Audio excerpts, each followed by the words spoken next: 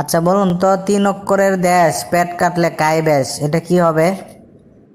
3 অক্ষরের দেশ পেট কাটলে খায় বেশ, 3 অক্ষরের দেশ, 3 অক্ষরের দেশ, এটা হবে আসাম।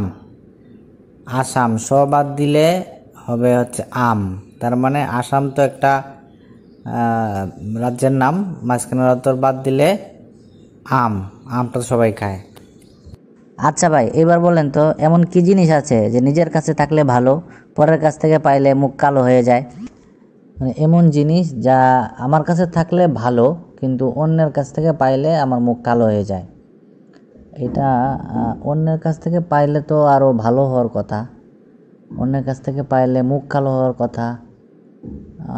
তার মানে এটা কী হবে? লাঞ্ছনা বঞ্চনা,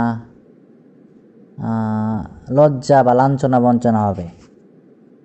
একদম রাইট, এবারও আপনি সঠিক উত্তর দিছেন। আচ্ছা, এমন একটা জিনিস আছে যেটা সবাই খায় কিন্তু পেট ভরে না, প্রথম অক্ষর বাদ দিলে সেটা হয়ে যায় খেলার নাম, এটা কি হবে বলেন? মানে সবাই খায় কিন্তু পেট ভরে না, প্রথম অক্ষর বাদ দিলে এটা খেলার জিনিস হয়ে যায়। এটা কি হবে, কি হবে? এটা এটা কি হবে? এটা পারতেছি না, সরি। এই প্রশ্নটা দর্শকের কাছে রেখে দিলাম, যেহেতু ভাই প্রশ্নটার উত্তর দিতে পারে নাই, আপনারা কমেন্টের মাধ্যমে দিবেন।